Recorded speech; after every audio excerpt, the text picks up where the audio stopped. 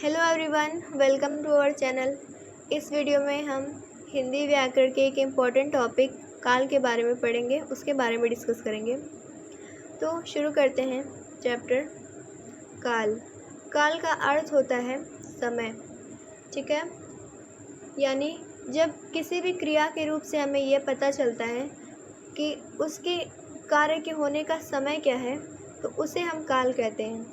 परिभाषा देखिए, क्रिया के जिस रूप से कार्य के होने के समय का बोध हो वह काल कहलाता है। यानी अगर कोई क्रिया है, उसके रूप से हमें यह पता चले कि कार्य जो हो रहा है, जो काम हो रहा है, उसका समय क्या है, जब हमें उसके समय के बारे में बोध होगा वही काल कहलाएगा। देखिए, काल के 3 प्रकार होते हैं: वर्तमान काल, भूतकाल, भविष्यत काल। वर्तमान यानी प्रेजेंट, और भूतकाल यानी जो पास्ट है, जो बीता हुआ समय है, और भविष्यत यानी जो फ्यूचर में आने वाला है, भविष्य में, ठीक है। अब देखिए वर्तमान काल क्या होता है। वर्तमान काल क्रिया के जिस रूप से कार्य के चल रहे समय में होने का पता चले उसे वर्तमान काल कहते हैं। अगर किसी भी क्रिया के रूप से हमें ये पता चलता है कि उस कार्य के होने का समय चल रहा समय है, यानी प्रेजेंट यानी वर्तमान समय है, उसे हम वर्तमान काल कहेंगे। जैसे राकेश मुंबई जा रहा है, इसमें क्रिया का रूप जा रहा है हमें यह बता रहा है कि यह वर्तमान काल में होने वाला कार्य है, तो इसलिए यह वर्तमान काल का उदाहरण हो जाएगा। अब देखिए वर्तमान काल के भी 3 भेद किए गए हैं: सामान्य वर्तमान काल, अपूर्ण वर्तमान काल और संदिग्ध वर्तमान काल। सामान्य वर्तमान काल यानी क्रिया के जिस रूप से कार्य के वर्तमान काल में समय सामान्य रूप से होने का पता चले उसे सामान्य वर्तमान काल कहते हैं। अगर क्रिया के किसी भी रूप से हमें ये पता चल रहा है कि कोई भी कार्य वर्तमान काल में हो रहा है पर सामान्य रूप से हो रहा है, तो उसे हम वर्तमान काल कहेंगे। जैसे पारुल खाना बनाती है, इसमें खाना बनाती है यानी बनाती है क्रिया हमें यह दर्शा रहा है कि यह वर्तमान काल में क्रिया हो रही है और सामान्य रूप से हो रही है, इसलिए यह सामान्य वर्तमान काल हो जाएगा। अभिषेक गाड़ी चलाता है, यह भी सामान्य वर्तमान काल का एक उदाहरण है। दूसरा प्रकार है अपूर्ण वर्तमान काल। क्रिया के जिस रूप से यह पता चलता है कि कार्य वर्तमान काल में शुरू हो गया है परंतु अभी जारी है, उसे अपूर्ण वर्तमान काल कहते हैं, यानी कॉन्टिन्यूअस टेंस जिसे आप बोलते हैं। अब देखिए कोई भी क्रिया है तो उसके रूप से जब हमें ये पता चलता है कि कार्य वर्तमान काल यानी प्रेजेंट में शुरू तो हो गया है परंतु अभी जारी है यानी अभी खत्म नहीं हुआ है, उसे अपूर्ण वर्तमान कहेंगे, ठीक। इसीलिए उसे अपूर्ण यानी जो पूरा ना हुआ है उससे अपूर्ण वर्तमान काल कहेंगे। जैसे माता खाना पका रही हैं, इस वाक्य में देखिए खाना पका रही हैं यानी पका रही हैं एक वर्तमान काल क्रिया है। इसमें खाना पकाने की क्रिया अभी जारी है, अभी खत्म नहीं हुई है, इसलिए यह अपूर्ण वर्तमान काल में हो जाएगा। सोहन गाड़ी चला रहा है, इसमें गाड़ी चलाने का कार्य अभी पूरा नहीं हुआ है, पूर्ण नहीं हुआ है, इसलिए यह अपूर्ण वर्तमान काल हो जाएगा। अब देखिए तीसरा प्रकार है संदिग्ध वर्तमान काल।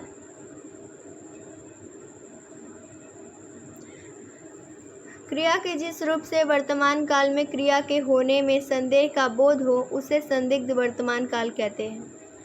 क्रिया के जिस रूप से हमें ये पता चलता है कि वर्तमान काल में क्रिया के होने में कोई संदेह है, तो उसे हम संदिग्ध वर्तमान काल कहेंगे।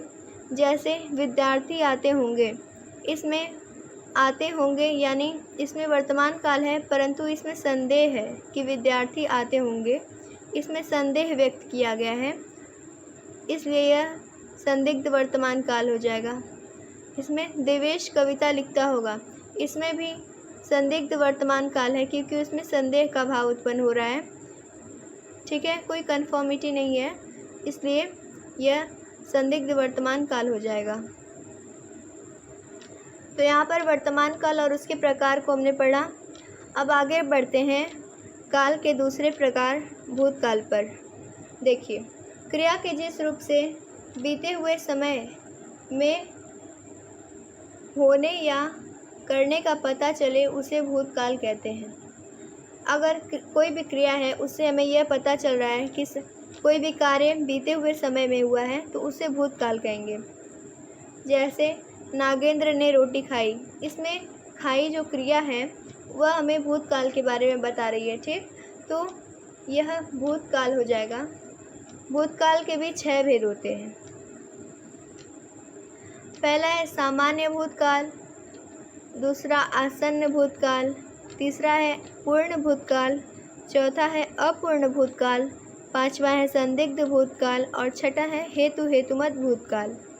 यह 6 प्रकार हैं भूतकाल के। शुरू करते हैं सामान्य भूतकाल से। देखिए, क्रिया के जिस रूप से बीते हुए समय में कार्य के होने का बोध हो रहा हो उसे सामान्य भूतकाल कहेंगे। जैसे भी हमने पीछे पढ़ा था सामान्य वर्तमान काल, उसमें क्रिया वर्तमान काल में हुई रहती है पर सामान्य रूप से। ऐसे ही ठीक सामान्य भूतकाल में ये होता है कि क्रिया बीते हुए समय में हुई रहेगी पर सामान्य रूप से। ठीक है, जैसे माँ ने खाना पकाया, इसमें बीते हुए समय के बारे में बोध हो रहा है इसलिए यह भूतकाल है और सामान्य रूप से बीता हुआ है इसलिए सामान्य भूतकाल हो जाएगा। और जैसे मैंने कविता पढ़ी, इसमें भी सामान्य भूतकाल है। अब दूसरा प्रकार है आसन्न भूतकाल। आसन्न का अर्थ होता है पास या निकट। आसन्न भूतकाल यानी जब क्रिया के जिस रूप से कार्य के होने का समय निकट समझा जाए उसे आसन्न भूतकाल कहते हैं।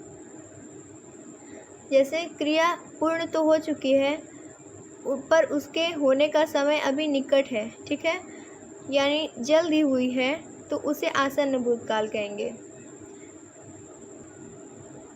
जैसे उदाहरण से देखिए, रीना स्कूल गई है, इसमें स्कूल जाने का कार्य तो पूरा हो चुका है परंतु अभी इस वाक्य से लग रहा है कि अभी स्कूल गई है यानी समय निकट है इसलिए यह आसन्न भूतकाल हो जाएगा। ऐसे मेरा भाई विदेश गया है, यह भी आसन्न भूतकाल का एक उदाहरण है। अब है तीसरा प्रकार पूर्ण भूतकाल। पूर्ण यानी जो पूरा हो जाता है। देखिए, क्रिया के जिस रूप से कार्य के भूतकाल में पूरा होने का बोध हो उसे पूर्ण भूतकाल कहते हैं। क्रिया के जिस रूप से हमें ये पता चलता है कि भूतकाल में वह क्रिया पूरी हो चुकी थी तो इसलिए उसे पूर्ण भूतकाल कहेंगे। जैसे राहुल ने फुटबॉल खेला था, इसमें राहुल के फुटबॉल खेलने की क्रिया यह कार्य पूर्ण हो चुका है। और इस वाक्य में वर्षा हो चुकी थी, इसमें भूतकाल में वर्षा हो चुकी यानी वर्षा होने का कार्य पूरा हो चुका था इसलिए यह पूर्ण भूतकाल हो जाएगा। चौथा प्रकार है अपूर्ण भूतकाल अपूर्ण यानी जो पूरा न हुआ हो। तो देखिए, क्रिया के जिस रूप से कार्य के भूतकाल में आरंभ होने का तो बोध हो परंतु समाप्त न हो पाया हो उसे अपूर्ण भूतकाल कहते हैं। अपूर्ण यानी जो पूरा न हुआ हो।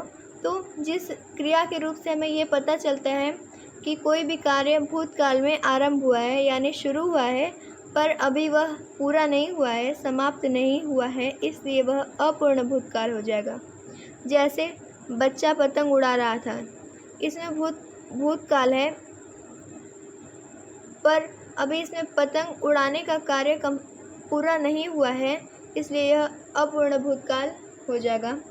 किसान खेतों में हल चला रहा था, इसमें भी भूतकाल में हल चलाने का कार्य अभी पूरा नहीं हुआ था इसलिए यह अपूर्ण भूतकाल का उदाहरण हो जाएगा।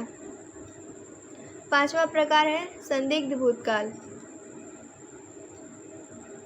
देखिए, क्रिया के जिस रूप से कार्य के पूर्ण होने के बारे में संदेह उत्पन्न हो उसे संदिग्ध भूतकाल कहते हैं। ठीक है, जैसे किसी भी क्रिया के रूप से हमें जब ये पता चलेगा कि भूतकाल में क्रिया के पूर्ण होने यानी पूरा होने में कोई संदेह है, तो उसे हम संदिग्ध भूतकाल कहेंगे। जैसे उसने कविता लिखी होगी, उसने भोजन किया होगा। इसमें कविता लिखने और भोजन करने का कार्य भूतकाल में हुआ है, पर इसमें भी संदेह है कि यह पूर्ण हुआ या नहीं हुआ। ठीक है, तो इसमें संदेह उत्पन्न हो रहा है, इसलिए यह संदिग्ध भूतकाल हो जाएगा। छठा प्रकार है हेतु हेतुमत भूतकाल। इसको देखिए, क्रिया के जिस रूप से कार्य के बारे में ज्ञात हो कि क्रिया भूतकाल में हो सकती थी परंतु किसी कारण से नहीं हो सका, उसे हेतु हेतुमत भूतकाल कहेंगे। जैसे देखिए, क्रिया के जिस रूप से हमें ये पता चलेगा कि कोई भी काम भूतकाल में हो सकता था परंतु वो किसी भी कारण से हो नहीं सका, पूरा ना हो सका, तो उसे हम हेतु हेतुमत भूतकाल कहेंगे। जैसे यदि पानी बरसता तो अन्न उत्पन्न होता। इसमें भूतकाल की बात की जा रही है, यानी बीते हुए समय में बात की जा रही है कि अगर पानी बरसता तो अन्न होता। इसमें पानी बरसने का कार्य होता पर हुआ नहीं, इसलिए यह हेतु हेतुमत भूतकाल हो जाएगा। उदाहरण है दूसरा, यदि तुम मेहनत करते तो अवश्य पास हो जाते। इसमें पास होने का कार्य हो सकता था अगर मेहनत करता तो इसलिए मेहनत न करने के कारण से ये कार्य न हो सका, इसलिए यह हेतु हेतुमत भूतकाल में आएगा। ठीक है, यहाँ तक आपने भूतकाल और वर्तमान काल के बारे में और उनके प्रकार के बारे में पूरा डिस्कस कर लिया है हमने। तो अब हम शुरू करेंगे भविष्यत काल। भविष्य यानी फ्यूचर। तो भविष्यत काल यानी फ्यूचर टेंस, जिसमें क्रिया के रूप से भविष्यत काल के सामान्य रूप का यहाँ पर है, क्रिया के जिस रूप से कार्य के आने वाले समय में होने का बोध हो, उसे भविष्यत काल कहते हैं। अगर क्रिया के रूप से हमें ये पता चल रहा है कि कोई भी कार्य आगे आने वाले समय में होगा, तो उसे हम भविष्यत काल कहेंगे। जैसे माताजी कल बाजार जाएंगी, इसमें अभी कार्य हुआ नहीं है, तो इसे भविष्य में होने की आशंका है। ठीक है, तो यह आने वाले समय में होने का बोध करा रहा है, इसलिए यह भविष्यत काल हो जाएगा। अब भविष्यत काल के भी दो प्रकार होते हैं, सामान्य भविष्यत काल और संभाव्य भविष्यत काल। पहला है सामान्य भविष्यत काल। क्रिया के जिस रूप से भविष्यत काल के सामान्य रूप का बोध होता है, उसे सामान्य भविष्यत काल कहते हैं। ठीक वैसे ही जैसे आपने सामान्य भूतकाल पढ़ा था, सामान्य वर्तमान काल पढ़ा था, वैसे ही सामान्य भविष्यत काल भी होता है। पर इसमें क्रिया के रूप से यह पता चलेगा कि क्रिया सामान्य रूप से भविष्य में हो सकती है। ठीक है, इसलिए उसे सामान्य भविष्यत काल कहेंगे। जैसे आनंद कल घर आएगा, इस वाक्य में सामान्य रूप से क्रिया है, क्रिया सामान्य है और यह बोध करा रही है कि भविष्य काल में यह कार्य हो सकता है, इसलिए यह सामान्य भविष्यत काल हो जाएगा। दूसरा है गर्मी की छुट्टियों में हम शिमला जाएंगे, इसमें भी सामान्य रूप से भविष्यत काल के बारे में बात की गई है, इसलिए यह सामान्य भविष्यत काल हो जाएगा। अब है संभाव्य भविष्यत काल, दूसरा प्रकार भविष्य काल का। देखिए, क्रिया के जिस रूप से भविष्य में कार्य के होने की संभावना या इच्छा का पता चले, उसे संभाव्य भविष्यत काल कहते हैं। अगर किसी भी क्रिया के रूप से हमें ये पता चलता है कि कोई भी कार्य भविष्य में होने की संभावना है, इच्छा के बारे में पता चलता है, तो उसे हम संभाव्य भविष्यत काल कहते हैं, जिसमें संभावना बताई जाती है किसी भी कार्य के होने की। जैसे संभव है मैं चेन्नई जाऊं, इसमें चेन्नई जाने की संभावना के बारे में बात की गई है जो भविष्य में होगी, इसलिए यह संभाव्य भविष्य काल है। दूसरा है हो सकता है कल हड़ताल हो, इसमें भविष्य में हड़ताल होने के बारे में बात की गई है, पर संभावना की गई है, इसलिए यह संभाव्य भविष्यकाल हो जाएगा। यहाँ तक हमने भूतकाल, भविष्यकाल और वर्तमान काल के बारे में पढ़ लिया है। उम्मीद करती हूँ आपको ये चैप्टर समझ में आ गया होगा पूरे अच्छे तरीके से। देखिए, काल के 3 भाग किए गए हैं: वर्तमान काल, भूतकाल, भविष्यकाल। वर्तमान काल के 3 भेद किए गए हैं: सामान्य वर्तमान काल, अपूर्ण वर्तमान काल और संदिग्ध वर्तमान काल। भूतकाल के 6 भेद किए गए हैं: सामान्य भूतकाल, आसन्न भूतकाल, पूर्ण भूतकाल, अपूर्ण भूतकाल, संदिग्ध भूतकाल, हेतुमत भूतकाल। ठीक है, भूतकाल के 6 प्रकार किए गए हैं। और भविष्यकाल के 2 प्रकार किए गए हैं: सामान्य भविष्यकाल और संभाव्य भविष्यकाल। ठीक है, यहाँ पर आपका काल चैप्टर कंप्लीट होता है। उम्मीद करती हूँ कि आपको पूरा चैप्टर अच्छे से समझ में आया होगा। ठीक है, तो वीडियो को एंड करते हैं। Thank you.